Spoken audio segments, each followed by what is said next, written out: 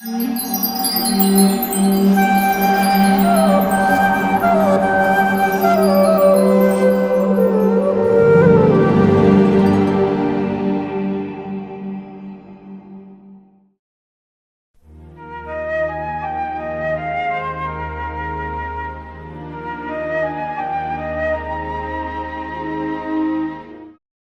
नमो भगवते वासुदेवाय। ओम नमो भगवते वासुदेवाय। ओम नमो भगवते वासुदेवाय। नारायणं नमस्कृत्य नरं चैव नरोत्तमं देवीं सरस्वतीं व्यासं ततो जयमुदीरयेत्। नष्टप्रायेष भद्रेषु नित्यं भागवत सेवया भगवती उत्तमा श्लोके भक्तेर्भवति नैष्टिकी। हरे कृष्णा।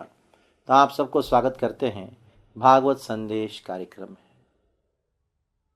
पिछली बार हमने चर्चा किया पहला स्कंद का दूसरा अध्याय के 3 श्लोकों की पर चर्चा किया।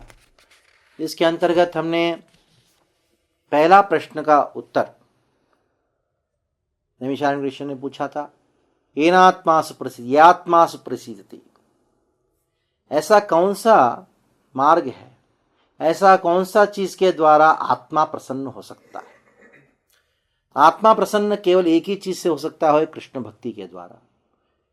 इसके विषय हमने पिछली बार चर्चा किया कि सवै पुंसान परो धर्मो यतो भक्तिर अधोक्षजे। भगवान अधोक्षज की प्रति जो भक्ति है, जो किस प्रकार की भक्ति है, अहेतु की अप्रतिहता यानी शुद्ध भक्ति। कृष्ण की अनेक प्रकार की भक्ति है। जैसे कोई सात्विक तरीके से कोई भक्ति करता है, राजसिक तरीके से करता है, तामसिक तरीके से भक्ति करता है। सात्विक भक्ति है, राजसिक है, तामसिक है। लेकिन जिस भक्ति की इधर बात हो रही है वो शुद्ध भक्ति की बात हो रही है। ये शुद्ध भक्ति ही एकमात्र चीज है जो हमारे आत्मा को प्रसन्न कर सकता है। भले इस संसार में अनेकों लोग हैं, कृष्ण की उपासना करते हैं, भक्ति करते हैं, उनको भक्त बोला जा सकता है, लेकिन शुद्ध भक्त नहीं बोला जा सकता है। कुछ लोग कहते हैं, प्रभु जी हम तो बहुत भक्ति करते हैं कृष्ण की, लेकिन फिर भी इतना सारे दुख क्यों हैं, बहुत परेशान हैं। का कारण क्या है? शुद्ध भक्ति नहीं हो रहा है। जब तक हम भगवान श्री कृष्ण का शुद्ध भक्ति नहीं करेंगे, जो अहेतु की अप्रतिहता हो, कोई हेतु के बिना और कोई रुकावट के बिना, वो भक्ति जो है हमारी आत्मा को प्रसन्न कर सकता है। अभी कोई पूछे आत्मा कैसे प्रसन्न होती है, उसका लक्षण क्या है, उसके विषय में कहा गया है वासुदेवे भगवती। 7वां श्लोक में, पहला स्कंद दूसरा अध्याय 7वां श्लोक में कहा गया है, वासुदेवे भगवती भक्ति योग प्रयोजितः जनयत्यास वैराग्यम ज्ञानम चैत हेतुकम। जैसे कोई वासुदेवे भगवती, वासुदेव भगवान श्री कृष्ण का जो भक्ति करता है, वासुदेवे भगवती भक्ति योग प्रयोजितः, प्रयोजितः योजितः, ये भक्ति जो है उससे क्या मिलता है? जनयत्यासु वैराग्यम ज्ञानम च हेतुकम। कोई कहे आप बोल रहे बड़ी बड़ी बात, भक्ति करने से वो मुक्ति मिलता है, लेकिन शास्त्रों में कहा गया ज्ञान के द्वारा ही मुक्ति मिलता है, भक्ति के द्वारा मुक्ति कैसे मिलता है? कोई प्रश्न पूछ सकता है।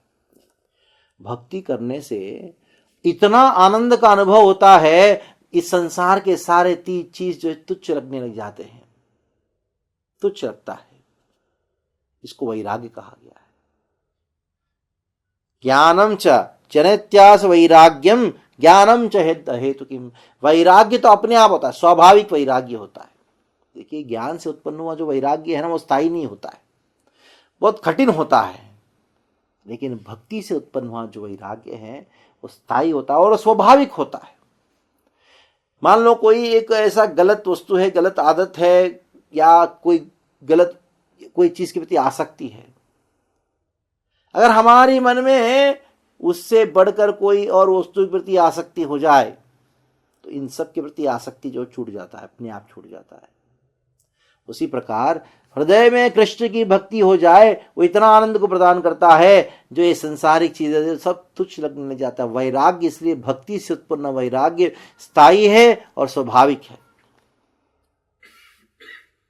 जो वैराग्य ज्ञान से और अन्य, जैसे शमशान वैराग्य, जो शमशान में जाता है उसको भी वैराग्य आ जाता है। क्या फायदा है जीवन का, देखो मर गया, मैं ही मरने वाला हूं, बहुत वैराग्य है, जिसको शमशान वैराग्य कहा जाता है। और जैसे शमशान से बाहर आए तो सब भूल गए जैसे थे, जिसको मरकट वैराग्य कहा जाता है। एक वैराग्य जो है वो मरकट यानी बंदर का वैराग्य। आप देखोगे बंदर एक स्थान में कभी नहीं रहता। कोई कहे देखो कितना अच्छा है, कितना बड़ा साधु है बंदर, देखो एक स्थान में कभी नहीं रहता है। जैसे साधु लोग एक स्थान में कभी नहीं रहते, ये बंदर को कोई पेड़ से आसक्ति नहीं है, कोई ब्रांच से आसक्ति नहीं है, अपना घर कुछ बना के नहीं रखता। कितना बड़ा वैरागी है देखो। लेकिन बंदर एक पेड़ से दूसरी पेड़ जाता रहता है। क्यों जाता है उसको? कामुक वासना से जाता है, क्या कोई कुछ चीज को खाने के लिए जाता है। इसका मतलब ये नहीं कि उनको स्थायी रेसिडेंस नहीं है, स्थायी घर नहीं। इसका मतलब ये नहीं कि वो वैरागी। तो ये ज्ञान से उत्पन्न हुआ जो तथाकथित वैराग्य है, उस प्रकार का मरकट वैराग्य शमशान वैराग्य है। तो वास्तविक वैराग्य नहीं माना जाता है। वास्तविक वैराग्य उसको माना जाता है जो अंदर से बिल्कुल एक चीज के प्रति विरक्ति इसलिए हो जाए क्योंकि आपके मन में कृष्ण भक्ति का आनंद का आस्वादन हो रहा है। मान लो कोई व्यक्ति रोज सूखा चपाती खा रहा है, नमक के साथ खाता है, अचानक उसको कोई रसगुल्ला खिला देवे। रोज जिस चपाती को बड़े आसक्ति से खाता था, बड़े प्रेम से खाता था, कितना स्वादिष्ट करके, रसगुल्ला खाने से उसके प्रति अपने आप वैराग्य आ गया। उसको चपाती में रुचि नहीं रहेगा अभी। उसी प्रकार एक बार भक्ति का आनंद को अनुभव करने मात्र से वैराग्य जो अपने आप आता है। और दूसरा क्या है? ज्ञान। कोई कह सकता है तो वैराग्य तो ज्ञान से आता है, भक्ति से आता है करके कहीं सुना नहीं है। लेकिन आप पता है ज्ञान के बारे में, भक्त के हृदय में ज्ञान अपने आप प्रकट हो जाता है। ज्ञान के लिए विशेष अलग से कुछ प्रयोजन या प्रयास करने की जरूरत नहीं है भक्त को। इधर ज्ञान का अर्थ है भगवत संबंधी ज्ञान, यानी भगवत संबंधी ज्ञान का अर्थ है इधर भगवान के माधुरी का ज्ञान, भगवान का ऐश्वर्य का ज्ञान, भगवान की लीलाओं का, यानी भगवत संबंधी जो ज्ञान है वो ज्ञान अपने आप प्रकट हो जाता है। इसलिए ना वैराग्य के पीछे भागो, ना ज्ञान के पीछे भागो, केवल कृष्ण के पीछे भागो।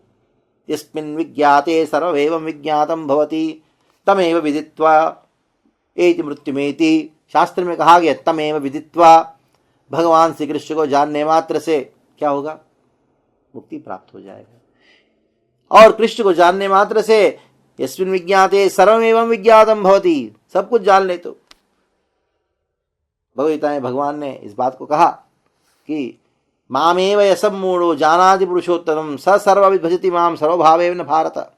स सर्वविद्, वो व्यक्ति सब कुछ जान लेता है। इसलिए आपको भक्त को ज्ञान के लिए अलग संघर्ष करने की जरूरत नहीं है। भक्ति करने मात्र से ज्ञान जो है अपने आप प्रकट होता है, वैराग्य भी अपने आप प्रकट होता है।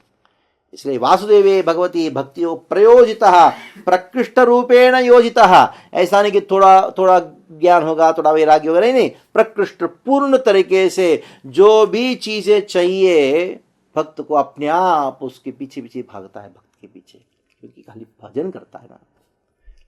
यह अध्याय में भक्ति का विवेचन बहुत सुंदर तरीके से किया गया है। खास करके इस श्लोक में वासुदेव शब्द इस्तेमाल किया गया है। क्यों? सत्वम विशुद्धम वसुदेव शब्दितम। भगवान श्री कृष्ण का प्राकट्य जो है वसुदेव से हुआ है, यानी वसुदेव शुद्ध सत्व के स्तर में हुआ। शुद्ध सत्व जिसको वासुदेव सत्व कहा जाता है, उससे भगवान कृष्ण का प्राकट्य होता है। उसी प्रकार भक्ति भी केवल आध्यात्मिक स्तर से प्रकट होता है। तो इसलिए इधर वासुदेव शब्द इस्तेमाल किया गया। वासुदेवे भगवती भक्ति योग प्रयोजितः जनेत्यास वैराग्यम ज्ञानम च हेतु किम। जो व्यक्ति भक्ति करने मात्र से सब कुछ मिलता है, तो प्रश्न आता है कि हमारा धर्म को क्या करें?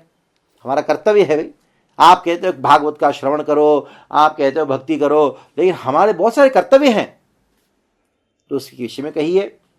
तुरंत 8वें श्लोक में कहा गया, धर्म सुनिश्चित पुंसान विश्वक्षेण कथासु न उत्पादयेत् रतिम शमये वही केवलम।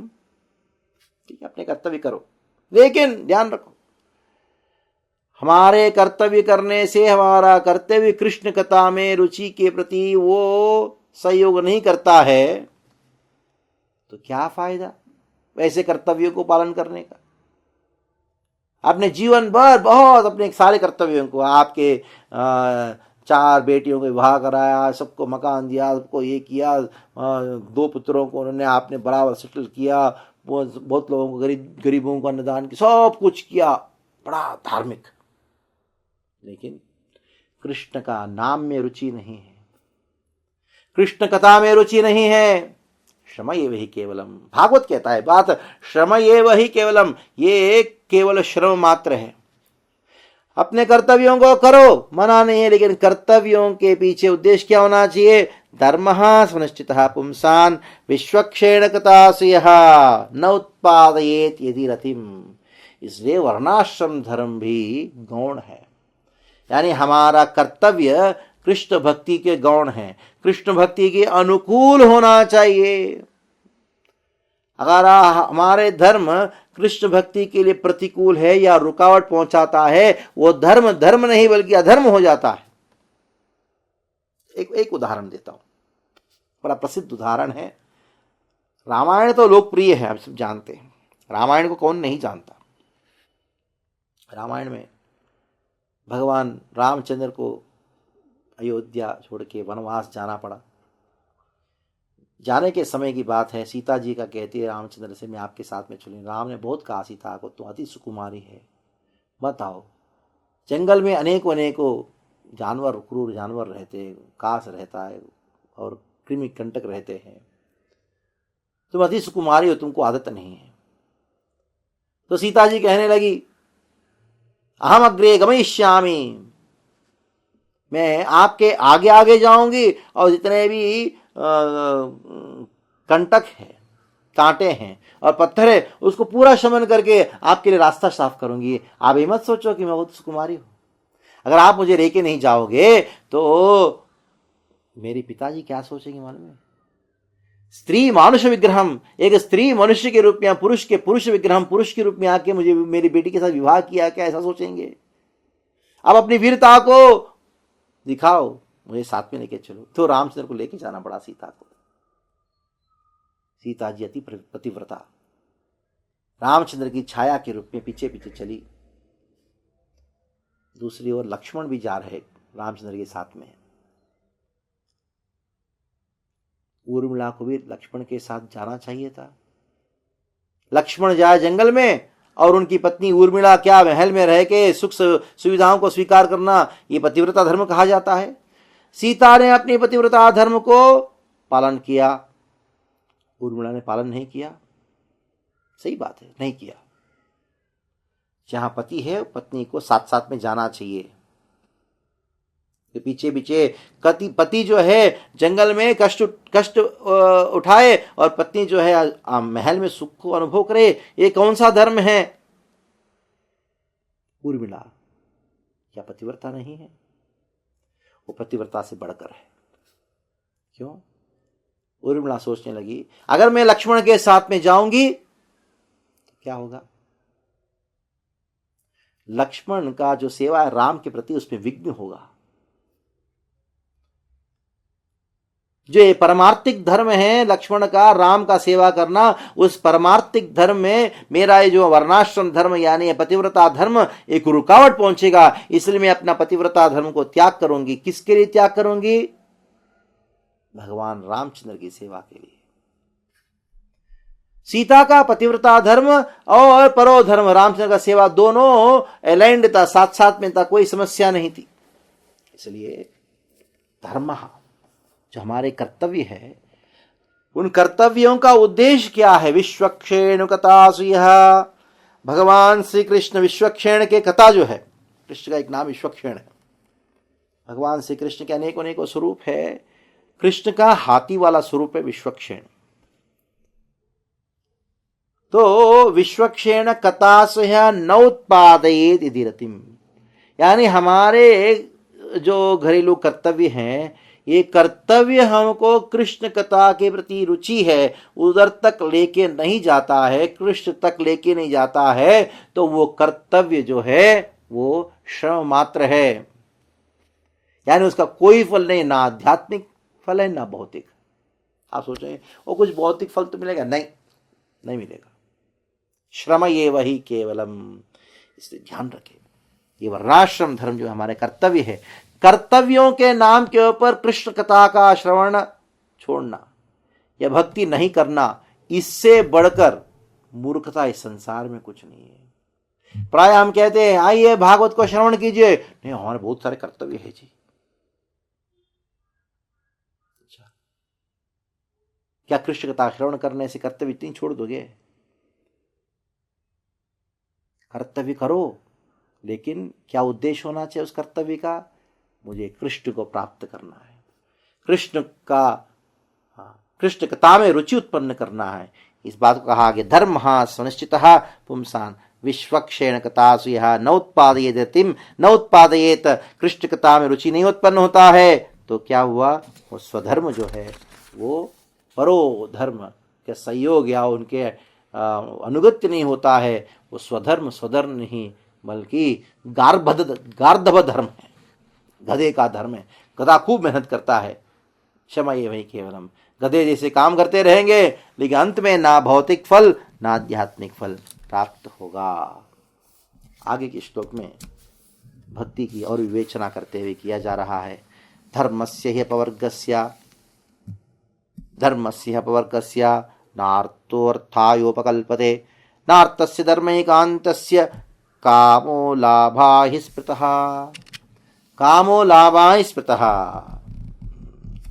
धर्मस्य ही अपवर्गस्य।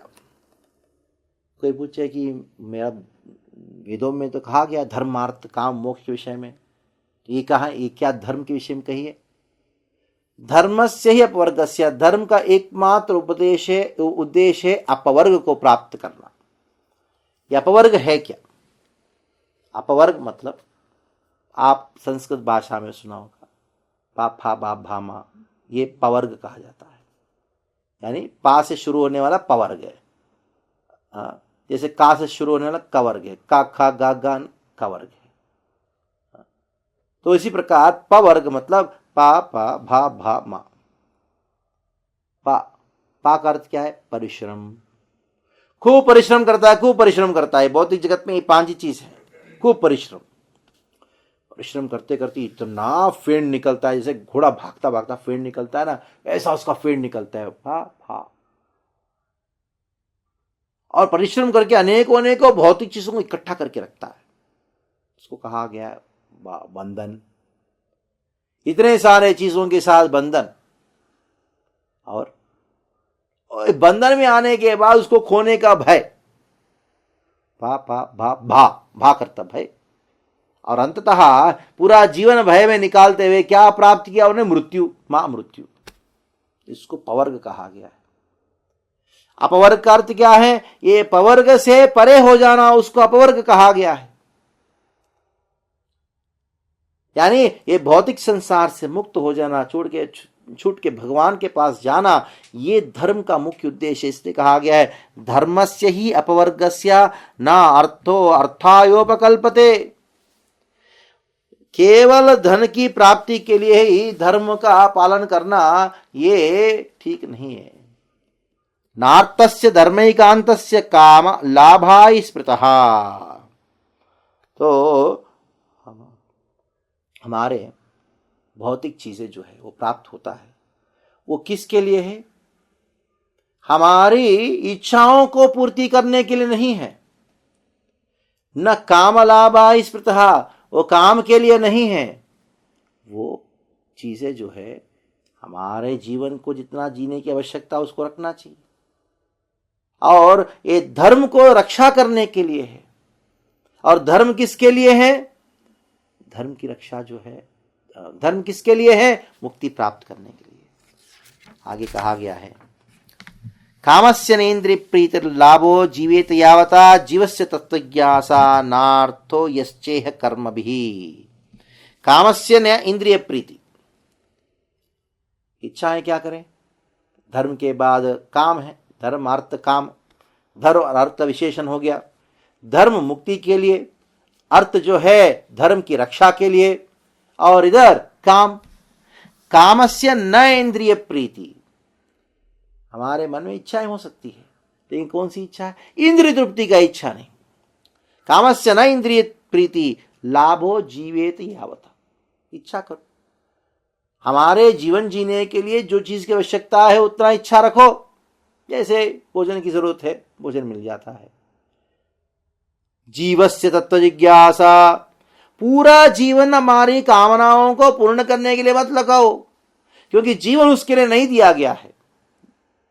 एक कुत्ता या सुअर जो है अपनी कामनाओं को पूर्ण करने के लिए पूरा जीवन लगा देता है, लेकिन हमारा जीवन, मनुष्य जीवन खास करके, जीवस्य तत्व जिज्ञासा, वो तत्व की जिज्ञासा करने के लिए है। कृष्ण कौन है, मैं कौन हूं, उनके साथ संबंध क्या है, संसार क्या है, वो जिज्ञासा करके शास्त्रों को अध्ययन करने के लिए है। जीवस्य तत्व जिज्ञासा ना अर्थो यश्चेह कर्मभिः, नार्थो यश्चेह कर्मभिः, केवल हमारे कर्मों को करते हुए अर्थ का संचय करने के लिए नहीं है।